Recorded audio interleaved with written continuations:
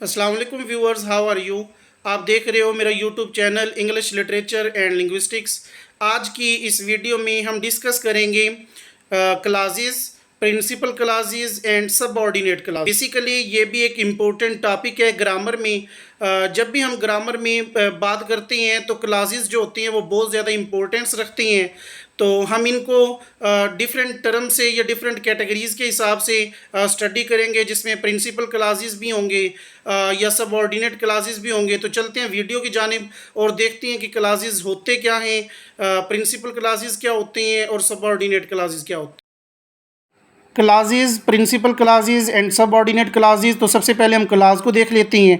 In grammar a clause is a group of words that includes a subject and a predicate which contains a verb. तो grammar में जो class होता है वो group of words, मतलब हम उसे वर्ड्स का ग्रुप कह सकते हैं जिसमें सब्जेक्ट और प्रेडिकेट शामिल होते हैं जो वर्ब रखते हैं। A clause can be a stand alone sentence or a part of larger sentence. तो एक क्लास जो होते हैं ये स्टैंड अलोन सेंटेंस भी कहलाता है, या हम इसको कह सकते हैं कि ये किसी बड़े सेंटेंस का पार्ट होता है। तो प्रिंसिपल क्लास है हमारे पास। A principal class is an independent class that can stand alone as a complete sentence expressing a complete thought. It contain a subject and a predicate and can be used in on its own. तो principal class जो होता है एक independent class होता है, जो stand alone मतलब अकेला खड़ा रहता है किसी भी कंप्लीट सेंटेंस में, यानी जब हम कंप्लीट सेंटेंस की बात करते हैं। और ये जो है एक्सप्रेस करते हैं कंप्लीट थाट को। इसमें सब्जेक्ट और प्रेडिकेट इस्तेमाल होती हैं और ये खुद ही यूज़ होते हैं। तो नेक्स्ट हमारे पास है subordinate clause. Subordinate clause also called a dependent clause. तो वो था इंडिपेंडेंट क्लास, ये हमारे पास है dependent clause. Is a clause that can not stand alone as a sentence because it does not express a complete thought. It depends on the on the principal class to complete its meaning. Subordinate clauses can function as adjective, adverbs or nouns in a sentence. तो subordinate class जो होती हैं इसे हम dependent class भी कहते हैं।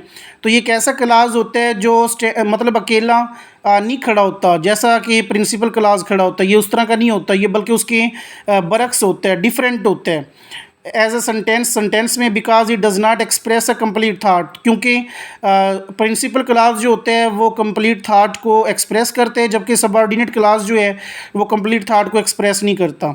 It depends on the principal clause too. अब इसमें यहाँ पे ये बात आ रही है कि ये जो है प्रिंसिपल क्लास पर मुश्तमिल होते हैं अपना मीनिंग कंप्लीट करने के लिए, मतलब डिपेंड करते हैं प्रिंसिपल क्लास भी। और सबऑर्डिनेट क्लास जो होते हैं ये एडजेक्टिव, एडवर्ब्स या नाउन किसी भी सेंटेंस में उसके लिहाज से वर्क करते हैं। एग्जांपल्स है हमारे पास इन दोनों की। In the sentence I will go to the store after I finish my homework.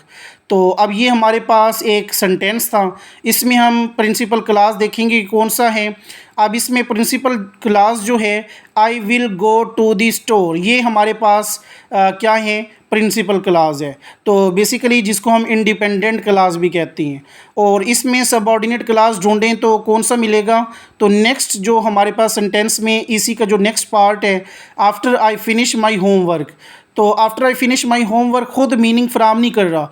अब ये मतलब डिपेंडेंट क्लास है, ये डिपेंडेंट होता है प्रिंसिपल क्लास पे। तो जब ये उस पर डिपेंड करेगा फिर ये जाके, मतलब जब प्रिंसिपल क्लास इसमें मिलेगा फिर जाके ये अपना मीनिंग फ्राहम करेगा। तो this subordinate clause depend on the principal clause to make sense, मतलब ये सेंस रखने के लिए ये प्रिंसिपल क्लास पर डिपेंड करेगा। And its function as an adverb modifying when the speaker will go to the store.